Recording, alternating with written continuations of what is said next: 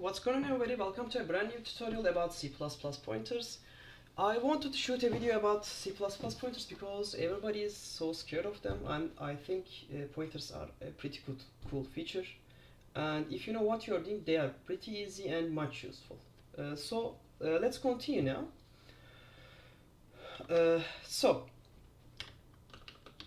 If you know about scopes, and if you don't, actually they are pretty easy. What scopes are actually about? So this is stack memory I'm talking about, by the way. In C++ there are two different memories. One is stack, the other one is heap, and they are pretty common in programming languages. So stack memory is if you create a variable within a scope, and with scope they are mentioning the curly braces, by the way. At the end of that scope, that variables you've created in stack gets destroyed. So for example, in line 10, I've created a variable called int x and assigned it to the value of 5. At line 11, I printed it successfully, and at line 12, it automatically gets destroyed. So if you try to print this x variable here, you will get a compiler error complaining you about that use of undeclared identifier. This happens because whenever you're out of scope, all of them are destroyed. So in Python, this is not a problem. You can print a variable in an if block, assign a variable in an if block, and you can print it outside of your scope. However, in C++, this is not the case. So we know that in line 11, after line 11, this integer x variable gets destroyed. So let's try to do something like this. I will create an integer pointer variable here. Let's call this x pointer. And this, in the line 9, we've created a null pointer with the type of integer pointer, and now I need to assign some value to it. You can do two operations with your integer pointer actually. You can assign a value, or you can show a reference to it. So if you show a reference to it, by the way, reference I'm meaning the address of that variable, you are not creating any variable, any value, you are just pointing it something to it. So let's try to talk about it now and the differences between them. First of all, I'm deleting, actually I'll comment these lines here. To be able to assign a value to your integer pointer, you need to dereference it first. To be able to dereference it, you just put a star behind them, and after that you can successfully assign any value to it. And if you try to print your x pointer now, if you try to print it without dereferencing it, it will automatically give you its address. So now our address of this x pointer is something like this. And if you want to print the value of it, you need to dereference it with a star again. So now we'll have the memory address, and after the memory address we'll have the value of it. So far so good. But what if I try to print the variable before assigning it? So now I've created a null integer pointer variable, and in line 10 I am trying to print it. As you might know, it will just give you some block in memory which is not assigned, and it will give you whatever in that memory is. So this is a garbage value. Let's continue. So now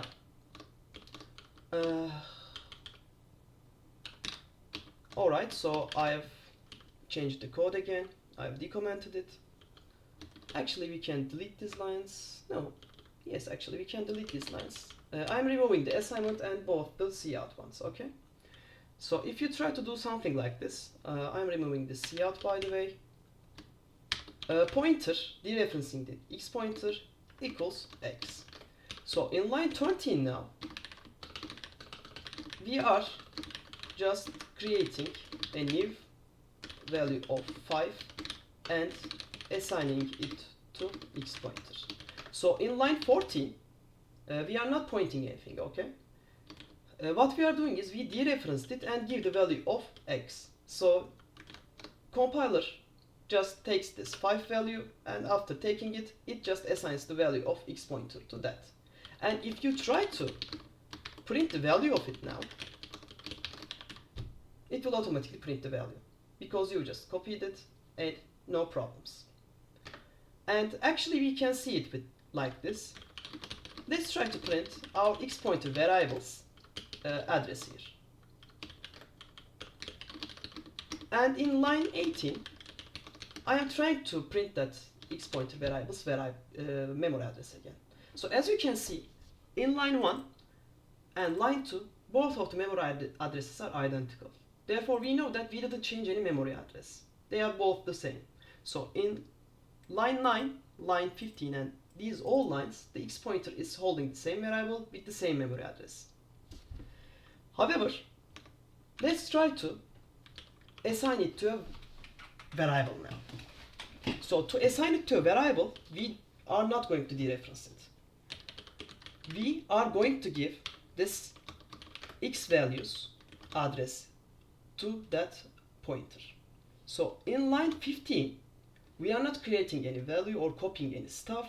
We are just saying that our x pointer variables point to x element. So let's try to run this code now and let's inspect it. So as you can see, in line 1 is standing for line 10 by the way, the first memory address of our integer x pointer is this one. However, in line 15, when we dereferenced it, not dereferenced it, but give the value memory address of a variable, which is x, it automatically changed its address. So what's going on here? Let's try to understand it. And by the way, I've told you that all of the variables get destroyed at this block. However, it's still printing 5. Isn't it kind of a bit weird? We'll talk all about it. So let me show it to you now. If I try to print the memory address of x here, as you can see, memory address of x is identical to memory address of that x pointer. So we know that we are just creating a copy of a variable which just holds the memory address of it.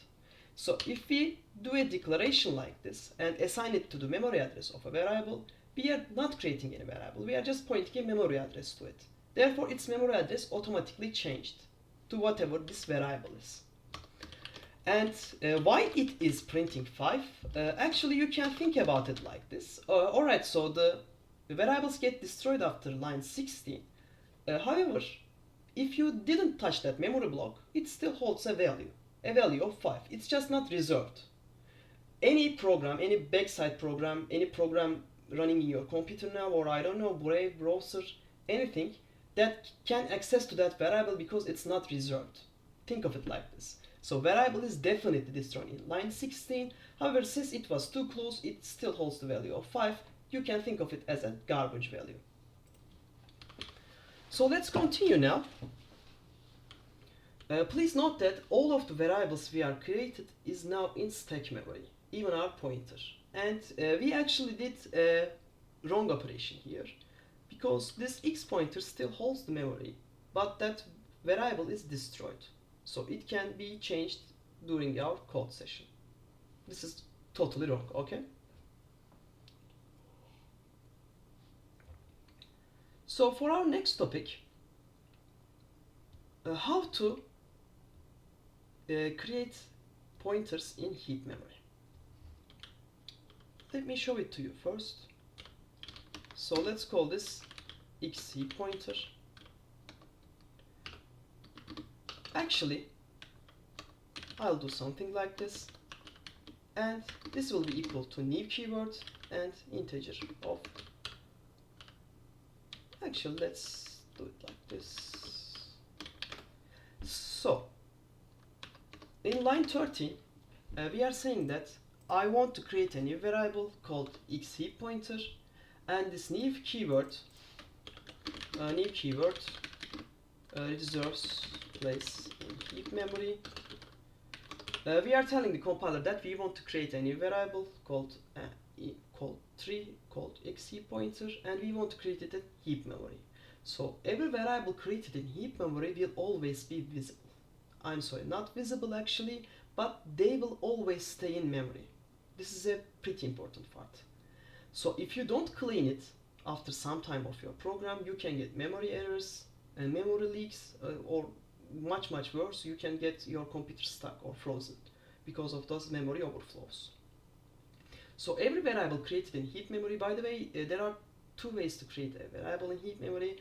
One is with the new keyword, which I prefer to use in C++, and the old way of C++ malloc, memory allocation. However, try to use new. If you are using C++, it's much better.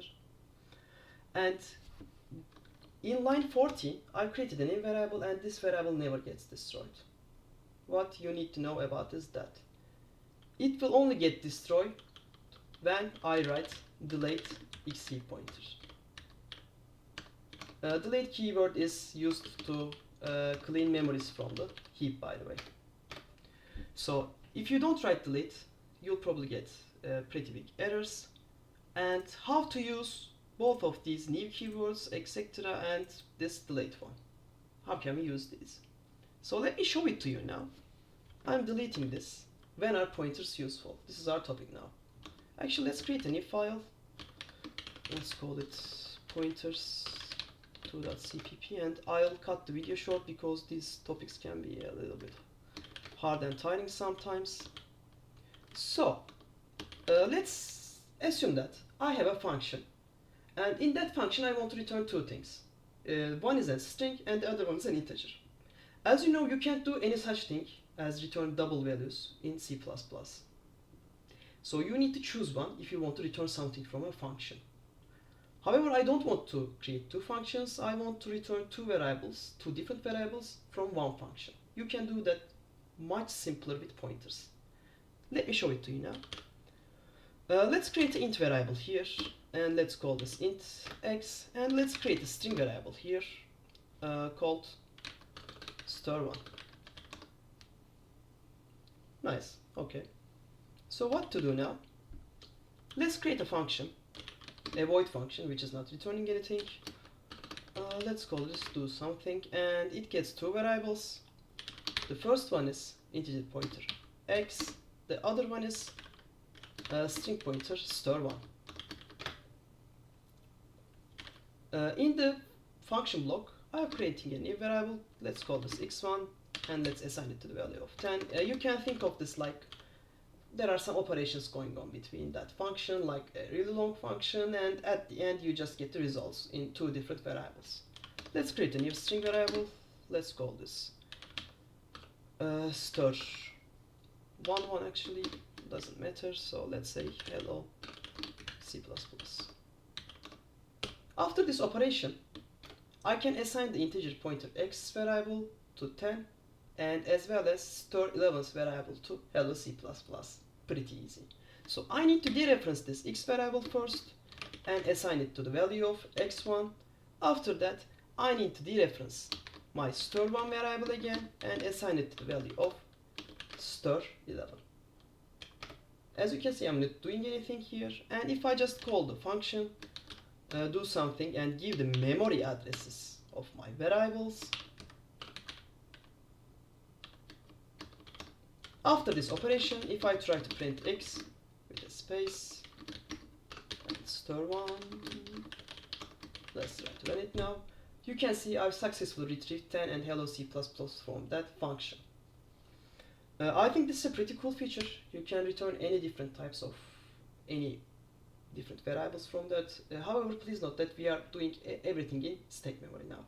We'll talk about it in a new video because I think this can be a little bit hard, because just try it. Try to use some pointers, try to understand how them work, and I assure you that whenever you understand pointers briefly good enough, you can understand any programming language pretty much easy. Even C, C++, Fortran, even lower languages. You can even start to understand assembly a little bit. So I'll end this video for now. See you in the next tutorial, guys. Take care. By the way, if you have any questions, feel free to ask in comments. I'll try to reply them as much as I can. So see you in the next tutorial, guys.